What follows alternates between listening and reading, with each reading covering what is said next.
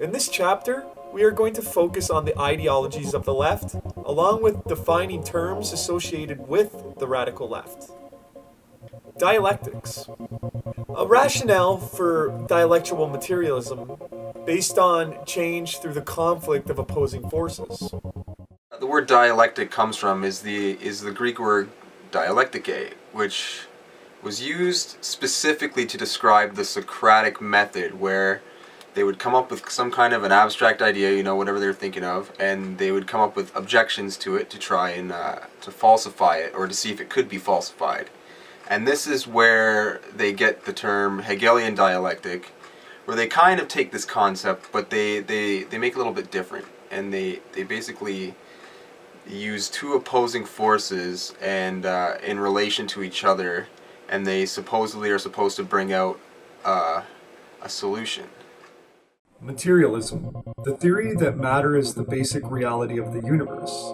Hence, everything is material or can be shown to derive ultimately from matter.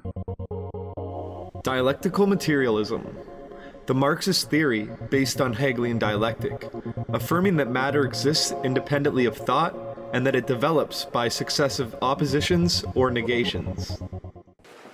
It just seems really silly to me that Marx and Engels would try to make moral claims as materialists. If we were the chance byproducts of a random natural process with a bunch of other accidents from random chemical processes running around that make up our environment, I just don't see how that follows that we need all kinds of all these rights and everything that follow from that. It's fallacious. It doesn't make any sense. Materialism just has no grounds making ethical claims, because if we are indeed the byproduct of a long chemical process that's kind of like Hegelian dialectics but applied to nature, then I just don't see how that entitles us to all these rights. Are we gonna go around giving health care to all like chickens and like cows and stuff like that too? Because I mean, according to the basic theory of materialism, we're like distant cousins to these creatures. So why don't we let them join in on this too? Why does the boundary stop for human beings? It just doesn't make any sense. If we're just only here because we're lucky and not because we have some right, then it just doesn't follow that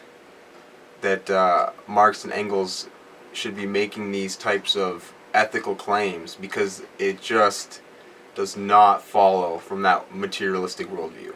A really easy way of exposing how logically fallacious the Hegelian dialectic system really is to actually take a very familiar example, and a very appropriate one too, because it's going to be examining the government.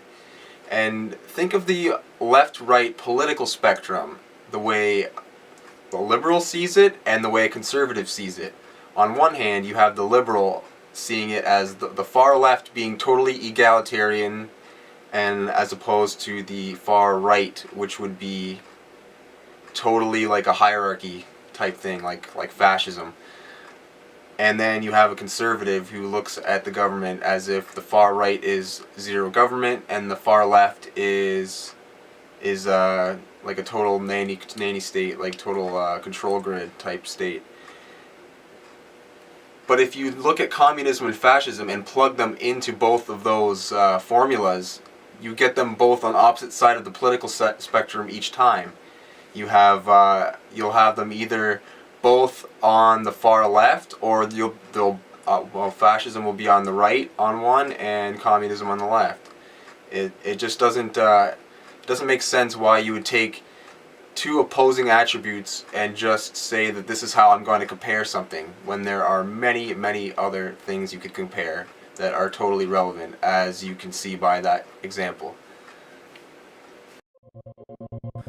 Hegelian dialectics derives from the German philosopher Georg Wilhelm Friedrich Hegel. Hegel's theory of dialectics was made up of three attributes, which are abstract, negative, and concrete. Later on, Heinrich Moritz Charlebois created a more evolved Hegelian dialectic formula using the thesis-antithesis model. Dialectical materialism is the theory where Karl Marx tried to affirm that matter exists independently of thought and that it only develops by successive oppositions or negations. This concept entails that everything we do and every thought we have is merely a chemical reaction that is taking place inside of our body and brain. Therefore, there cannot be any form of free will, nor could there be any objective moral truths, or any truths for that matter. In fact, the theory of Marxist dialectics could only philosophically make sense from a materialistic worldview. So, when we apply this theory to Marxist thought, Marxist Hegelian dialectics that is, it takes two opposing ideas and believes that they will create a desirable solution to the problem. But we could philosophically apply this to virtually everything, and it wouldn't make any sense because two opposing ideas does not necessarily equate a solution nor a desirable one at that. What happens if one is completely right and the opposite is completely wrong? Or what happens if they are both wrong? It just wouldn't follow a proper objective solution. For instance, you could apply this to morality. Two wrongs do not make a right. Furthermore, it would be completely presuppositional to interpret the synthesis as a predictable conclusion, because there are just way too many variables and factors to be considered, and the future cannot be surely predetermined by opposing forces. In more modern times, the thesis-antithesis-synthesis formula has been more commonly referred to as problem, reaction, solution. And some examples of that would be a coup d'etat or a false flag attack. This problem-reaction solution is more prevalent among the professional protest and activist movement here in Canada, where the foreign non-governmental organizations are organizing and funding the civil unrest, deindustrialization, and the collapse of our economy, so that a communistic coup d'etat can occur, similar to what has been recently taken place in the Ukraine. Marx and Engels divided history into 5 periods. 1. Primitive communism, or gens, hunter-gatherer societies. 2. Slavery. 3. Feudalism. 4. Capitalism. And finally, 5. Communism. I don't see where you'd find that order of events anywhere other than this type of philosophy. It just doesn't make any sense why they would say we came from primitive communism, then somehow went to slavery, and then feudalism, and then capitalism, and then communism. It just does not make any sense because, I don't know, they just don't necessarily follow from each other. Naturalism, a mode of thought, religious, moral, or philosophical, glorifying nature and excluding supernatural and spiritual elements. When you do what the environmentalists do and hold the rest of nature as equivalent to humanity, it leads to some problems. First of all, if we want to eat something or, keep warm, we need to, take life of an animal or cut down a tree and make a fire. So if we are equal to these trees, what gives us the right to cut them down and burn them or, hunt for food or anything like that? If they are supposedly held to the same standard that we are. And this type of thinking leads to a devaluation of human life and is often why atheistic regimes are the most efficient killing machines ever to exist in human history. And here's an example of why that is.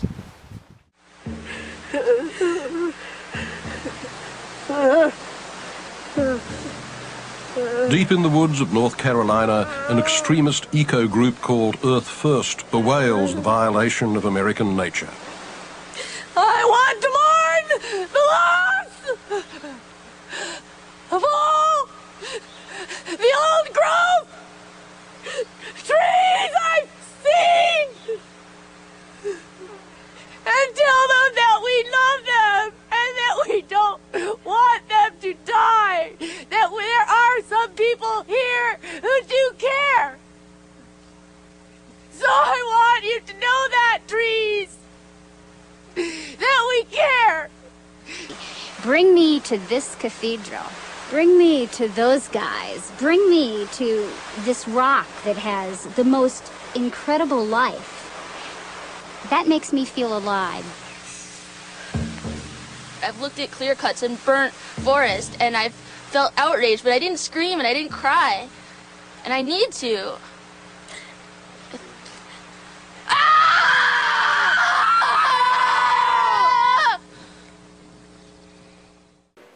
There are a few important terms in Marxist dialect that most people who aren't familiar with Marxism would not understand. So we shall go over 3 key terms that you should know and understand. Bourgeoisie, the social class between the lower and upper classes. Bourgeois, according to Marxist thought, being of the property-owning class and exploitive of the working class. Conforming to the standards and conventions of the middle class. Belonging to the middle class. A capitalist who engages in industrial commercial enterprise. A member of the middle class. Proletariat. A social class comprising of those who do manual labor or work for wages. Marxism. The political, economic, and social system advocated by Marx and Engels, as well as their followers. Its philosophical bases are dialectical materialism and historical materialism. It sees capitalist society in terms of the exploitation of the proletariat by the bourgeoisie. It holds that communism, the political aspect of the system, will be achieved when the class struggle results in the overthrow of capitalism by the dictatorship of the proletariat, and when a classless society has emerged from the withering away of the state. Socialism, a political and economic theory of advocating collective ownership of the means of production and control of distribution. It is based on the belief that all, while contributing to the good of the community, are equally entitled to the care and protection which the community can provide. Communism, the ownership of property or means of production, distribution, and supply by the whole of a classless society, with wealth shared on the principle of to each according to his needs, each yielding fully according to his ability. The body of political and economic doctrines which sets forth the establishing of this as a revolutionary aim through the dictatorship of the proletariat.